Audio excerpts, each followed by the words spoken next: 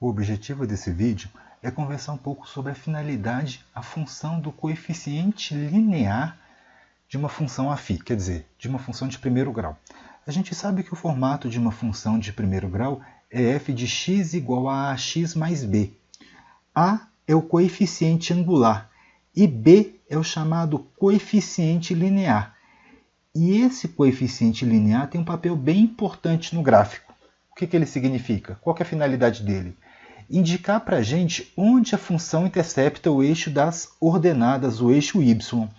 Assim, se a gente tivesse, por exemplo, essa função, f de x igual a 3x mais 8, essa função cortaria o eixo das ordenadas no ponto x igual a 0, y igual a 8.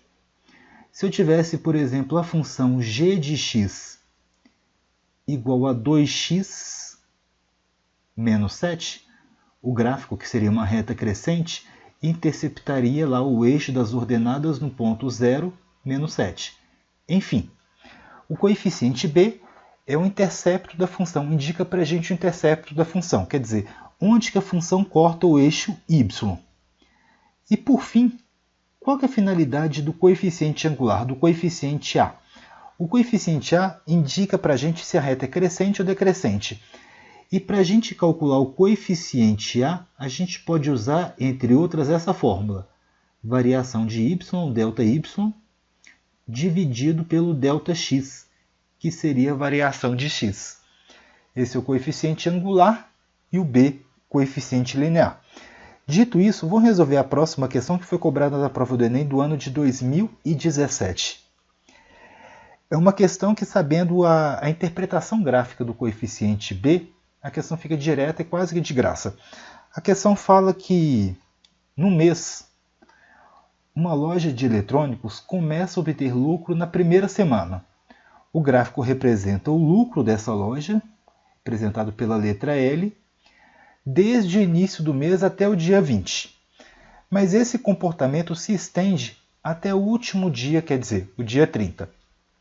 A gente tem que indicar aqui qual dessas 5 alternativas representa a representação algébrica do lucro, quer dizer, de L, em função do tempo, dado pela letra T.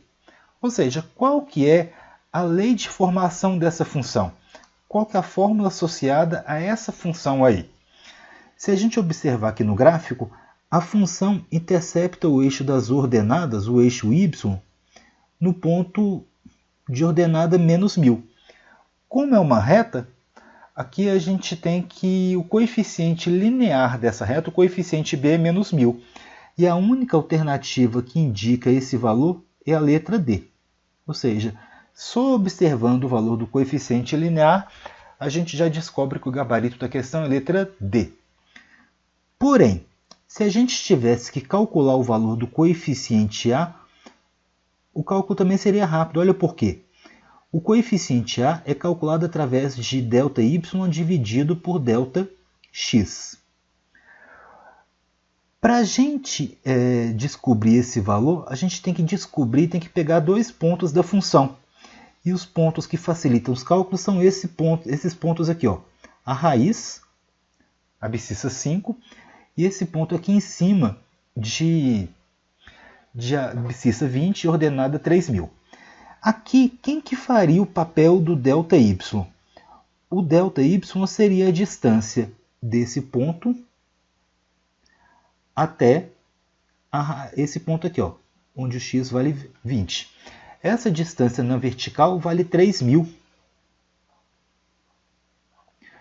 O ΔX seria a distância do 5 até o 20, ou seja, 15.